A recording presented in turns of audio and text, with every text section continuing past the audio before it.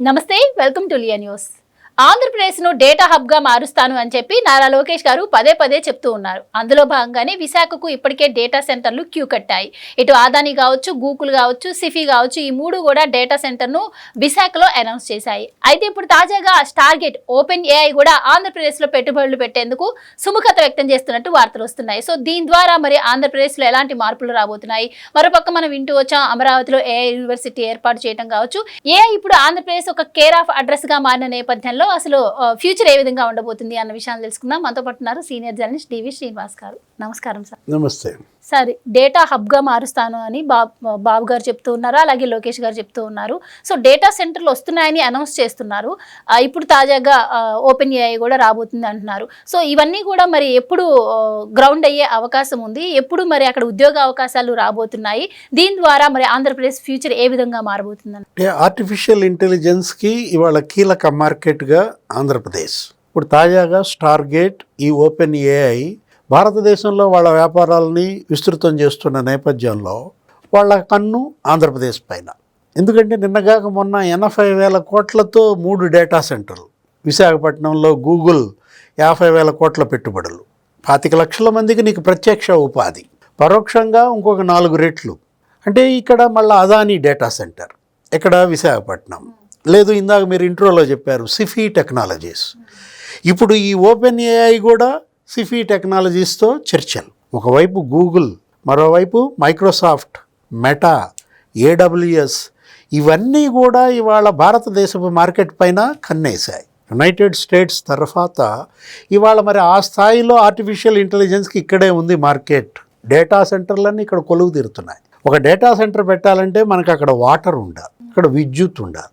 ఇవాళ మరి వాటరు, విద్యుత్తు, భూమి ఇవాళ నీకు పుష్కలంగా ఉన్న రాష్ట్రం ఆంధ్రప్రదేశ్. ఇప్పుడు క్వాంటమ్ వ్యాలీ నిన్నగాక మొన్న చూసాం మనం. ఏంది ఇప్పుడు రేపొద్దున 2026 జనవరి కల్లా అది కంప్లీట్ అయిపోతారు. ఒక 6 నెలల్లో దాన్ని కొలికి తీసుకురావాలన్న లక్ష్యంతో 156 క్యూబిట్ సామర్థ్యంతో ఇవాళ అక్కడ క్వాంటమ్ వ్యాలీ వస్తుంది. దాంట్లో మైక్రోసాఫ్ట్ వాళ్ళకొక భవనం, ఒక 4,000 చదరపు అడుగులో ఏమో పెట్టుకున్నటువంటి దీంట్లో నీకు 90 లక్షల చదరపు అడుగుల విస్తీర్ణంలో, ఇప్పటికే 90,000 చదరపు అడుగుల విస్తీర్ణంలో అక్కడ జరిగిపోతాం. అంటే అటు artificial intelligence, AI, Amaravati. AI అంటే అమరావతిలో మొదటి అక్షరం, లాస్ట్ అక్షరం అన్నమాట. ఒకవైపేమో ఏఐకి ఒక సపరేట్ యూనివర్సిటీ పెడుతున్నారు. అటు కాలేజీల్లో నీకు మానవ వనరులు, ఇవాళ స్కిల్డ్ మెన్ అక్కడ లభ్యం అవుతున్న నేపథ్యంలో నైపుణ్యం కలిగినటువంటి విద్యార్థులుగా అటు స్కిల్ డెవలప్మెంట్కి ప్రాధాన్యత ఇస్తున్నారు. నిన్న కూడా మనం చూసాం లోకేష్ బాబు, రాజ్దీప్ సర్దేశాయ్ ఇంటర్వ్యూలో కూడా స్కిల్ డెవలప్మెంట్కి ఎంత ప్రాధాన్యత ఇస్తున్నారో ఆయన మరోసారి స్పష్టం చేశాడు. అటు ఇంజనీరింగ్ కాలేజీల్లో బయటకు వచ్చేటటువంటి విద్యార్థులు, అటు పరిశ్రమలకి వాళ్ళకి మధ్య ఉన్న గ్యాప్ భర్తీ కోసం అసలు స్కిల్ డెవలప్మెంట్గా ఒక యూనివర్సిటీ పెడుతున్న నేపథ్యం. నైపుణ్యాభివృద్ధి వర్సిటీలు, ఇటు స్కిల్ డెవలప్మెంట్ కార్పొరేషన్. అంటే మానవ వనరులు ఉన్నాయి, భౌగోళిక వనరులు ఉన్నాయి. అందుకే ఇవాళ అక్కడేంటి, చంద్రబాబు ఎప్పుడైతే ముఖ్యమంత్రి అయ్యాడో ఆయనే ఒక బ్రాండ్గా పెట్టుబడుల వరద ఆంధ్రప్రదేశ్కి. ఒక్క ఐటీ రంగంలోనే 5 లక్షల మందికి ఉపాధి కల్పించాలా 5 ఏళ్లలో అని వాళ్ళు లక్ష్యంగా పెట్టుకున్నారు. ఒక 93 కంపెనీలు, 1,30,000 మందికి ఉద్యోగాలు ఇచ్చేటట్టుగా తొలి అడుగుపడింది. అంటే మొదటి సంవత్సరమే మరి వాళ్ళు అనుకున్న లక్ష్యాన్ని చేరుకున్నటువంటి నేపథ్యంలో గతంలో చంద్రబాబు ముఖ్యమంత్రిగా 5 ఏళ్ళు 2014-19 విభజన జరిగిన వెంటనే, రాష్ట్ర విభజన, అక్కడేంటి రాయలసీమలో అటు తిరుపతి మొబైల్ మ్యానుఫ్యాక్చరింగ్ హబ్గా మార్చారు. ఇప్పుడు ఈ ఫాక్స్కాన్, ఈ డిక్సన్, ఇవన్నీ కూడా అక్కడ పెట్టుకున్నటువంటి దాంట్లో ఏంటి, అసలు దేశంలో 10 మొబైల్ ఫోన్స్ తయారైతే దాంట్లో సగం ఆంధ్రప్రదేశ్. అంటే తిరుపతి అనేది మొబైల్ మ్యానుఫ్యాక్చరింగ్ హబ్గా మారింది. అదే శ్రీ సిటీ. యువగళం పాదయాత్రలో లోకేష్ ఏదో సెల్ఫీ ఛాలెంజ్లు కూడా చేశాడు. అక్కడ అనేక మంది మహిళలు అక్కడ ఉద్యోగులుగా, ఆ మహిళలంతా పాదయాత్రలో లోకేష్తో కలిసి నడిచి, మీ నాన్న సీఎంగా ఉన్నప్పుడు మా ఫాక్స్కాన్ పెట్టారు. ఆ బస్సులో మొత్తం మహిళలే, ఎంప్లాయీస్ బస్. అంటే ఐటీ అనేది నీకు అందులో ఉన్న బ్యూటీ అదే. ఒక ఐటీ ఉద్యోగం కనుక వస్తే దాని చుట్టూ 5 ఉద్యోగాలు డెవలప్ అవుతాయి.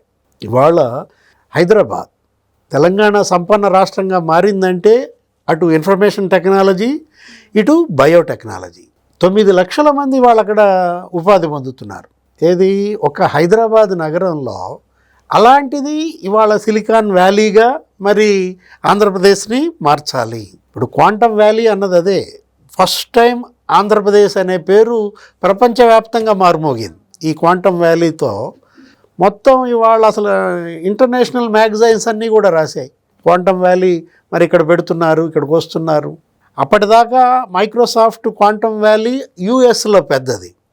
దగ్గర దగ్గర ఎంత అది ఒక 56 క్యూబిట్ సామర్థ్యంతో ఏదో ఉంటున్నది. దీంట్లో ఇవాళ మొత్తం అటు యునైటెడ్ స్టేట్స్ ఎలా అయితే డేటా సెంటర్లతో ఒక డేటా ప్రదేశ్గా మారిందో, ఇప్పుడు ఆంధ్రప్రదేశ్ ఇవాళ దీటుగా ఇక ఇది డేటా ప్రదేశ్.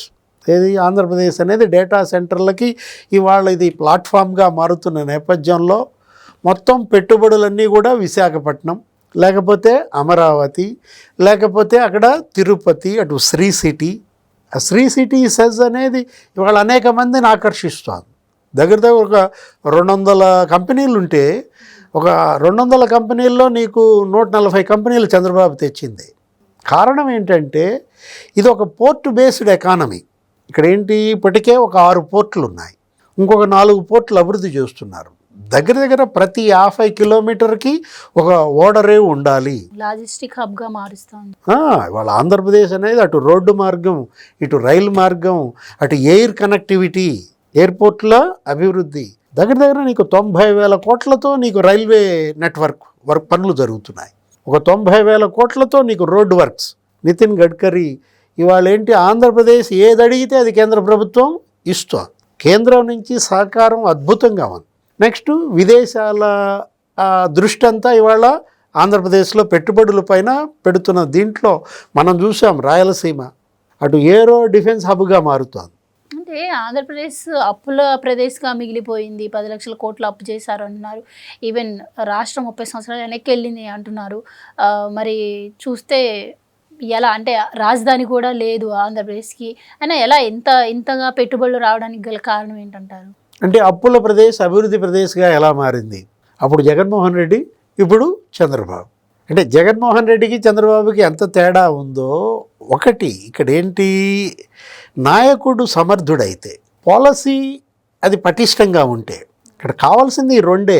ఒకటి అధికార యంత్రాంగం అప్పుడు ఉంది, ఇప్పుడు ఉంది. ఇప్పుడు జగన్మోహన్ రెడ్డి దగ్గర పనిచేసిన వాళ్ళే కదా ఈ ఐఏఎస్లు, ఐపీఎస్లు వీళ్ళందరూ కూడా ఇప్పుడు చంద్రబాబు దగ్గర పనిచేస్తున్నాడు. తేడా వల్ల ఎక్కడుంది, పాలసీల్లో తేడా, ఆ తర్వాత నాయకుల్లో తేడా.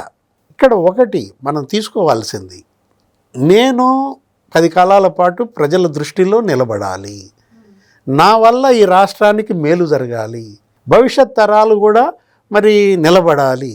ఇది ఇవాళ చంద్రబాబు ఒక విజనరీ లీడర్గా అందరూ అనే అంశం.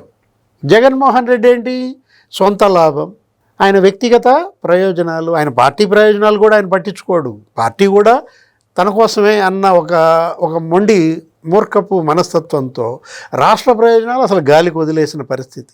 తేడా ఎక్కడుందంటే అక్కడే ఉన్నది. ఇప్పుడు పాలసీలు, ఇండస్ట్రియల్ పాలసీ 2025 ఇవాళ ఒక 22 పాలసీలు తీసుకొచ్చారు. ఇప్పుడు ఐటీ పాలసీ ఇవాళ ఐటీ రంగంలో మరి మొత్తం అందరినీ ఆకర్షిస్తున్న పరిస్థితి అన్నమాట.